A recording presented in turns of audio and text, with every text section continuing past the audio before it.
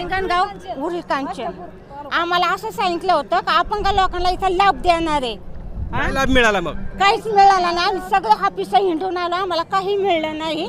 आम्ही आता असं मोकळत चाललोय. आता कवापासून आली हिंडताय, कोण म्हणतं इकडं हापीस 2 नंबरला आहे, कोण म्हणतं 4 नंबरला आहे, पण आमचं काहीच काम नाही झालं. आम्हाला इथल्या बी लोकांनी फसवलं आणि गावातल्या बी लोकांनी आम्हाला फसवलं. जेवणाची काय सोय सकाळी लवकर आलं? जेवण बिवण काय नाही अजून. आता जेवण करायचं इथं बघते 2 बिल. जेवणाची सोय आहे? नाही बघायचं आता इकात जेवणाची सोय कशाची नाही इथं. दौंड तालुक्याची लाभ काय लाभ मिळणार तुम्हाला? लाभ काय मिळणार? काय मिळलं अजून काय नाही मिळालं. कोणी बोलवलं पण तुम्हाला? कोणी आणलंय?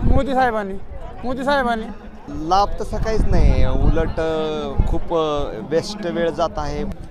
शेतकऱ्यांना प्रचंड त्रास सहन करावा लागतो. हे प्रचंड मोठं दुःखदायक चित्र आहे शेतकऱ्यांच्या दृष्टीने. काय काम घेऊन आलात? रेशनिंग कार्डचं काम होतं, झालं का काम? नाही झालं. काय सांगितलं जातं? ते म्हणले 2 दिवसांनी बघू.